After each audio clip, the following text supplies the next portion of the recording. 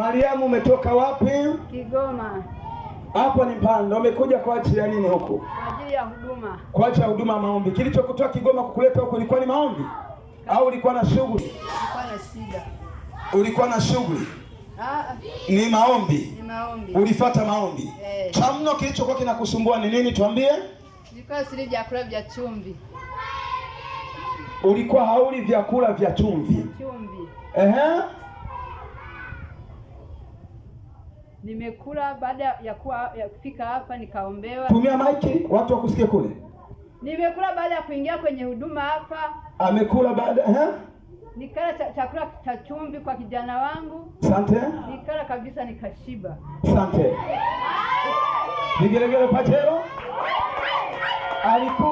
Huyu mama alikuwa hali chakula chenye chumvi. Unasikia? Miaka mingapi toka mwaka 2004? 14?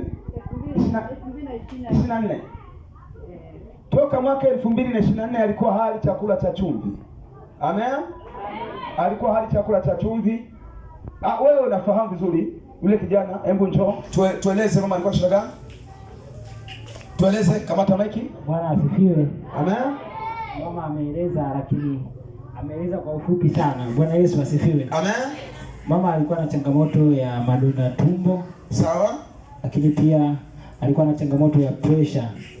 Ndio. Hivyo ilikuwa kwamba hatakiwi kula chakula chenye chumvi au mafuta ya kulia au ya mawese. Ndio. Hata mafuta alikuwa kiunga anaunga kwa mbali sana. Ndio. Chumvi anaweka kidogo sana. Ndio. Na hiyo hali imemtesa tangu 2024, kama kuanzia mwezi wa 4 2024. Ndio. Mimi kama kijana wake nilijaribu kufanya mbinu hospitali nimeenda sana, lakini kuna wakati ulikuwa hujafika. Ndio. Lakini nilipata kibali kwa baba, nikamweleza, akasema mwambie aje. Ndio. Ndio ujio wake, hicho kitu kitomfanya aje. Sawa. Naamini amefunguliwa, hata yeye ameshuhudia. Sawa.